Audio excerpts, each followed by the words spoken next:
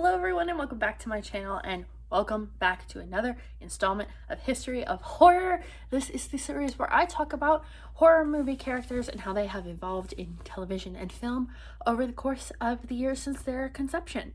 So I am so excited for today's video. This is the one I have been waiting for. This is my favorite classic horror movie character, trope, creature, whatever you want to call it. Today we're talking about werewolves. Just like vampires, are one of those characters that when they came out, they were supposed to be scary, they were supposed to be spooky, and they did that back in the day in the 1930s and 20s, kind of when they started coming out with movies. But over time, they've turned into teen heartthrobs, the basis of fan fictions, and amazing TV shows that we miss dearly.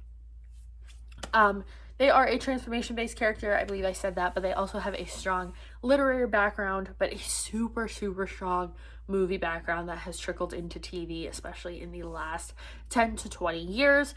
So we're gonna talk about it. I'm so excited for this one. I love werewolves, and they are so makeup-based. You're gonna hear me talk about so much evolution of makeup with these because the werewolf character, I mean, there's only so much you can do with that story, right? Someone gets attacked, they turn into a werewolf, or they're born with this genetic mutation, but really the makeup is what moved this character along through time. So the first werewolf movie that is known is The Werewolf from 1913, and it was a short film produced by Universal. And it used real life wolves for the transformation scenes. So at this time period, it is a person turning onto a full-on wolf, a full-on dog creature, not a human wolf hybrid that we see later on. So then we have Werewolf of London, which came out in 1935, which was also produced by Universal. You're going to hear me talk about them a lot in this video. This movie came after Dracula, Frankenstein, The Mummy, and The Invisible Man. Universal was making millions off of these scary movies, and they were trying to capitalize with as many creatures as they could come up with. So they knew they needed to make another werewolf movie at this time to strike while the iron was hot. And of course, it was successful, and they kept going and making horror films. In this one, special effects makeup was used for the transformation scenes, but the actor playing the werewolf did not like the original design, and it was actually changed from the original makeup artist's concept. But thankfully, in 1941, The Wolf Man, which is one of the best-known werewolf movies, used the original 1935 design. So as film analysts or fans or whatever you want to call us, we still got that design. It was not lost forever, like so many things in the movie world get pushed away and aside we never see. But the 1935 original look that was used in 41 actually became the kind of blueprint for werewolf makeup. It is the most iconic that we think of, with the tufts of hair coming off the side, but the human-like eyes, but the dog-like kind of nose with some fangs put in, and kind of the extension of the jaw coming out, so like that human hybrid sort of look. Moving into the 1950s, the US was still kind of dealing with the effects of World War II and everything that had happened with the atom bomb, and everyone was very invested in science. We were in the middle of the space race, trying to get to the moon before Russia. So werewolf movies started mixing science into the paranormal. So instead of it being a naturally occurring thing within people, a lot of werewolf movies were based on science experiments gone wrong. Horror was less popular at this time, so this is kind of the section of werewolf movies where everything kind of dropped off. I think this has happened in just about every history of horror that we've talked about. There's a period of time where we don't get to see these kinds of movies. Right now we're kind of dealing with a vampire drought and a mummy drought, and in the 40s and 60s for mummies we saw a drought, and in the 50s we saw one for werewolves.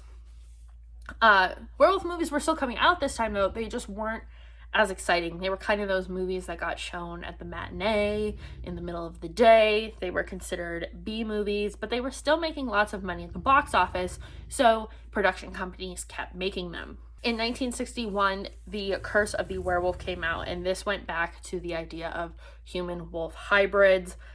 or people who are cursed to be wolves on the night of the full moon. And then the Munsters happened. The Munsters is a really amazing show that definitely was not on TV for as long as it should have been. But we had Eddie Munster, and he was I believe he's the first werewolf in a TV show. But he brought this cute, campy little guy werewolf sort of thing to it. He was not as scary. He was obviously supposed to be very cute and kind of an all-American little boy who just happened to be a werewolf. So werewolves continued to be on the screen through the 70s, but the character and plot types remained really stagnant. We didn't see any sort of development or change. It was always someone who was cursed to be a werewolf by, either like some sort of family wrongdoing, or they had this genetic predisposition, or science. So it remained fairly stagnant, but the makeup grew and evolved so much. If you watch movies from even between like 1971 going into the 80s, you'll see werewolf makeup vastly changed over that time, because special effects makeup was just getting more prevalent. More horror movies were being made, so the makeup artists were having more practice, more access to different methods, so the makeup just got better and better. Then in 1981, one of the biggest werewolf movies of all time, An American Werewolf in London, came out. This movie actually won the Oscar for Best Makeup the very first year that it was ever a category at the Oscars. This movie is based on two backpackers who are attacked by a werewolf in England, and they have to wait to see if either one of them transforms into a werewolf under the full moon. The movie fell into the really popular category of horror comedy, which was really, really big in the 80s. And if you watch any horror movie in that time, you'll see there's a lot of funny kind of cuts to break the tension. And this movie was no different. And if you want to take a wild guess on who produced it, it is a Universal film. So then in the 80s, we also had the Michael J. Fox version of Teen Wolf. This was a few movie series that really wasn't horror, but I feel like I need to talk about it because it did give us the TV show of Teen Wolf, which we will talk about in a minute. But this had the big transformation scenes, the kind of full body sort of thing, which hadn't really been done a whole lot. It was mostly faces that you would see and like maybe some claws that would come out with horror makeup. This was head to toe, hairy, scruffy, teeth, makeup, the whole nine. So this is one that was more of a family-oriented film based on Michael J. Fox's character turning into a werewolf when he hits puberty, I believe, and he uses his skills to be better at basketball. But everyone accepts him as being a werewolf. So then in the 90s, some really, really bad digital effects were happening. I mean, digital effects were still fairly new. They were not great. At the time, they were groundbreaking, kind of, but you could definitely tell what was robots and animatronics and mannequins getting moved around by different stuff. And it basically all but killed the werewolf movie in the 90s. There was nothing that came out that really did very well until the 2000s, when we had way better CGI to work with. But in the 2000s, we got one of the biggest werewolf series ever, the Underworld series with Kate Beckinsale. The first one came out in 2003, and this was an action horror, which honestly I think helped so much because action movies have done so well through the 2000s that paranormal element in there, and obviously Kate Beckinsale, made people want to go watch it. So it is the battle of vampires versus, they call werewolf lichens in this movie, versus humans. And it created a super strong fan base. If you can get a fandom started that wants to go to Comic-Con, wants to cosplay, and is so invested in your movie, it's going to be a hit. And this movie got so big, there's been video games and 5 movies. And the whole plot of this movie is revenge-based, which I feel like is a very human feeling that we can all understand. And also the idea of vampires versus werewolves is such a concept that we're comfortable with now, but back then it was fairly new and exciting. So then, of course, we cannot talk about werewolves without talking about Twilight again.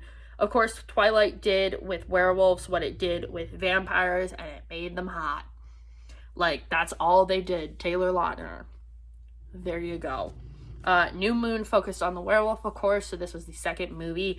The CGI used full wolf transformations, and it gave us that protective alpha type that is in charge and just wants to be very protective over the person that he's in love with. And teenagers fell in love with that concept. And honestly, if you can get teenagers, especially teenage girls, to like your concept and buy whatever you're selling, whether it be a concept, a product, whatever, and you can make it big, then you're going to be making money for years to come. People are still fans of Twilight now. The fandom is still strong. So New Moon is actually my favorite out of all the Twilight movies.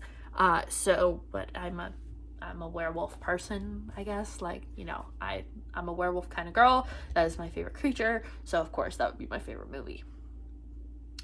Shows like Supernatural, The Shadowhunters, which was really short-lived, but was on ABC Family, and The Vampire Diaries all featured werewolf storylines, and all of those shows were really focused on young adult / new adult age ranges. So a lot of people who were watching Twilight were watching these things, even if it's just because they knew they were interested in werewolf storylines.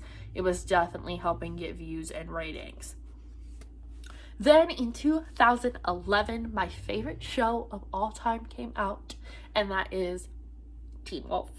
The show ran from 2011 to 2017, and it all starts with Scott McCall being attacked by a werewolf and turning into one.